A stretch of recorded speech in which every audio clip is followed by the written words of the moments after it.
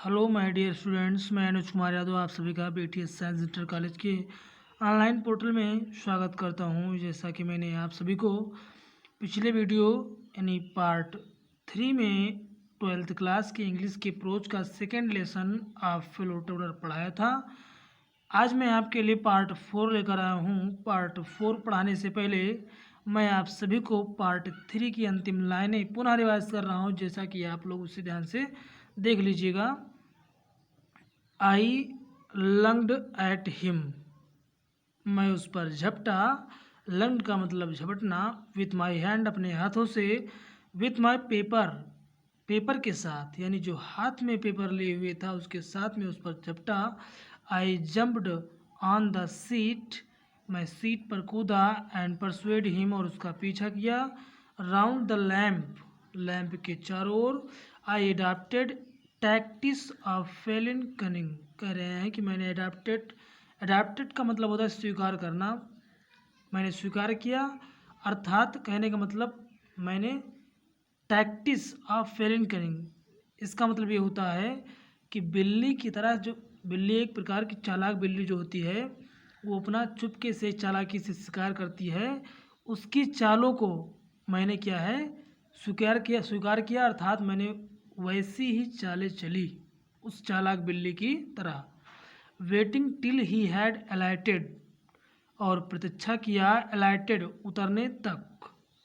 Approaching with horrible स्टील्थनेस, चुपके से उसकी ओर प्रहार करते हुए आगे बढ़ा।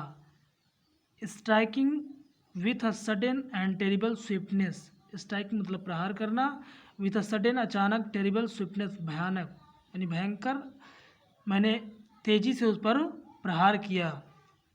चलिए आइए पार्ट 4 का हम अध्ययन करते हैं text bye text. It was all in when, ये सब व्यर्थ था, यानी जो मैंने सारी कोशिशें की ये सारी क्या निकल गई, निरर्थक हो गई, व्यर्थ हो गई। वेन का मतलब व्यर्थ, बेकार जाना। ही प्लेड विथ मी, वो मेरे साथ खेला। ओपनली, खुलकर। एंड ऑस्टेंटियसली, और दृढ़तापूर्वक कह सकते हो आप। लाइक अ स्किलफुल मेटाडोर, एक कुशल ब्रसहंता की भांति। ब्रसहंता किसे कहते हैं? एक खेल होता है जो कि साढ़ों से व्यक्ति लड़ते हैं। तो साढ़ों से जो व्यक्ति लड़ते हैं बहुत ही हुनरशील होते हैं। उसी प्रकार वो मेरे साथ क्या है, एक कुशल ब्रसहंता की भांति खेला। फाइनेंसिंग, सामना किया। राउंड, उस गोले में मेरा सामना करता रहा। एंड इन्फ्यूरेटेड बुल, उस भयानक यानी उस भयभीत सांड के सामने। इट वॉज ओबियस, ये स्पष्ट था, दैट कि ही वॉज इंजॉइंग हिमसेल्फ, वो स्वयं क्या कर रहा था, इंजॉय ले रहा था मुझसे। दैट इट वॉज फॉर, और यही कारण था, दिस, ये इसका यही कारण था, दैट कि he had disturbed my repose, उसने मेरे आराम को बाधित कर दिया, मेरे आराम में उसने बाधा डाल दी। रिपोज का मतलब आराम, और डिस्टर्ब मतलब बाधा डाल देना। He wanted a little sport, वो मेरे साथ एक खेल खेलना चाहता था, थोड़ा बहुत खेल खेलना चाहता था। एंड वाट स्पोर्ट, और किस प्रकार का खेल खेलना चाहता था। Like being chased by this huge lumbering wind mill of a creature. Chest का मतलब पीछा किया जाना, ह्यूज का मतलब बड़ा, लंबरिंग वाइंड मिल एक विशाल पवन चक्की की भांति, ऑफ क्रिएचर, क्रिएचर का मतलब प्राणी, जो एक प्राणी है, इस विशाल पवन चक्की की भांति जो प्राणी है इसके द्वारा पीछा किया जाना, इस प्रकार का वो खेल खेलना चाहता था। हु टेस्टेड सो गुड, जिसका जो टेस्ट हो बहुत ही अच्छा हो। एंड सीम्ड सो हेल्पलेस, और अत्यधिक क्या महसूस हो, हेल्पलेस, असहाय। एंड सो स्टूपिड, और अत्यधिक क्या है, मूर्ख महसूस हो, है ना, मूर्ख प्रतीत हो।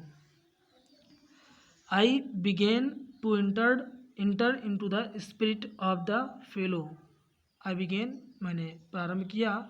इंटर, प्रवेश करना into the spirit of the fellow, उस सहयात्री की आत्मा में, अर्थात मैंने उसके अंतर की भावनाओं को जानने का प्रयास किया, शुरू कर दिया। He was no longer a mere insect, कह रहे हैं कि वो अब एक कीड़ा नहीं रहा। मेयर का मतलब केवल, इंसेक्ट का मतलब कीड़ा, अब वो केवल क्या है, कीड़ा नहीं रहा। He was developing into a personality, वह उसका व्यक्तित्व क्या था, विकसित हो रहा था। एंड इंटेलिजेंस, और उसकी जो बुद्धिमत्ता थी, दैट जो कि चैलेंज्ड, मुझे चुनौती दे रही थी। दैट चुनौती क्या थी, the possession of this compartment, इस डिब्बे पर समान अधिकार का। देखो आगे लिखा हुआ है with me on equal terms, यानी जो वह कीड़ा था, मेरा सहयात्री था, उसका व्यक्तित्व विकसित हो रहा था। डेवलपिंग का मतलब विकसित होना, पर्सनालिटी का मतलब व्यक्तित्व, और इंटेलिजेंस का मतलब बुद्धिमान, यानी वो इतना बुद्धिमान हो गया था, इतना बुद्धिमान था कि वो चैलेंज कर रहा था इस डिब्बे पर समान अधिकार के लिए। पोसेशन का मतलब अधिकार, कंपार्टमेंट का मतलब डिब्बा, और इक्वल टर्म का मतलब समान अधिकार। आगे कह रहे हैं कि I felt my heart warming towards him, मेरा हृदय उसके प्रति कोमल हो गया, कोमल होने लगा। And the sense of superiority fading, और जो श्रेष्ठता की भावना थी वो फैडिंग यानी कम होने लगी। जो मेरे अंदर गर्व की भावना थी, मुझे जो अपने ऊपर गर्व था, वो क्या होने लगा, फैडिंग मतलब कम होने लगा। हाउ कुड आई फील, कैसे मैं महसूस करता, सुपीरियर यानी कैसे मैं उससे श्रेष्ठ अपने आप को महसूस करता, टू अ क्रेचर, उस प्राणी से, हु आज सो मैनिफेस्टली, जो कि अत्यधिक चालाकी पूर्वक, my master in the only competition, इस कंपटीशन में जो मेरा मालिक हो गया था, इस प्रतियोगिता में मेरा मालिक हो गया है था, उससे मैं अपने आप को अत्यधिक कैसे श्रेष्ठ बताऊं, मैं यानी फील करूं। In which we had ever engage, जो हमारे बीच प्रतियोगिता हो चुकी है, यानी हो चुकी थी मेरे और मेरे सहयात्री के बीच प्रतियोगिता। उस प्रतियोगिता में वो मेरा मास्टर स्पष्ट रूप से क्या हो गया था, मेरा मालिक बन गया था। तब मैं उससे अपने आप को कैसे श्रेष्ठ बताऊं।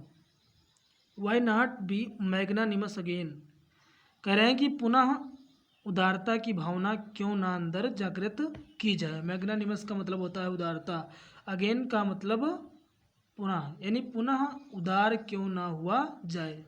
मैग्नानिमिटी यानी उदारता, एंड मर्सी और दया, were the noblest attributes of man, यानी व्यक्ति के जो उदारता है और जो दया है, ये दोनों क्या है, श्रेष्ठ गुण हैं व्यक्ति के। नोबलेस्ट का मतलब श्रेष्ठ, एट्रीब्यूट्स का मतलब गुण, ऑफ मैन यानी मनुष्य के, यानी व्यक्ति के जो ये मर्सी और मैग्नानिमिटी यानी उदारता और दया, ये दोनों क्या है, नोबलेस्ट यानी महान गुण है, होते हैं। In the exercise of these high qualities, in high qualities यानी इन उच्च गुणों का अभ्यास करके, I could recover my Prestige, मैं अपने स्थान को पुनः प्राप्त कर सकता हूँ। यानी लेखक कह रहे हैं कि आई कुड रिकवर, यानी कह रहे हैं कि in the exercise of these high qualities, यानी इन जो हाई क्वालिटी हैं, उच्च गुण जो हैं, इनका अभ्यास करके, एक्सरसाइज का मतलब अभ्यास करना, अभ्यास करके, आई कुड रिकवर, मैं पुनः रिकवर कर सकता हूँ, ठीक कर सकता हूँ, पा सकता हूँ, माई प्रेस्टीज, अपना खोया हुआ जो स्वाभिमान था उसको मैं पुनः प्राप्त कर सकता हूँ। एट प्रेजेंट, और वर्तमान में, आई वाज रेडिक्यूलस फिगर, मैं एक हास्यप्रद केवल चेहरा था। रेडिक्यूलस फिगर का मतलब हास्यप्रद चेहरा, यानी कि मैं केवल हास्यप्रद चेहरा था। A thing for laughter and derision, केवल हंसी का पात्र बन गया था, हंसी और तिरस्कार। लाफ्टर का मतलब हंसी और डेरिशन का मतलब तिरस्कार, यानी हंसी और तिरस्कार का केवल एक पात्र बन गया था, यही बनकर रह गया था। बाई बीइंग मर्सीफुल, दयावान होकर, आई कुड रिसर्ट, मैं स्थापना कर सकता हूँ, द मोरल डिग्निटी, उस नैतिक गुण की, ऑफ मैन व्यक्ति की, यानी व्यक्ति के मैं इस नैतिक गुणों के क्या है रिसर्ट मैं पुनः स्थापना कर सकता हूँ। एंड गो बैक और पुनः जा सकता हूँ to my corner with honour, अपने कोने में सम्मान के साथ।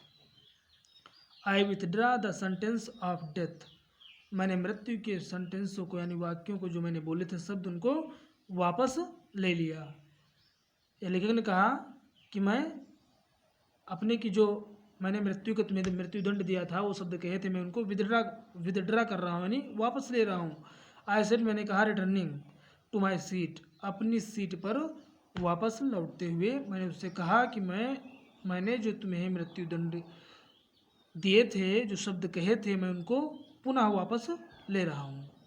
I can not kill you, मैं तुम्हें नहीं मार सकता, but I can reprieve you, किंतु मैं तुम्हें क्षमा कर सकता हूँ।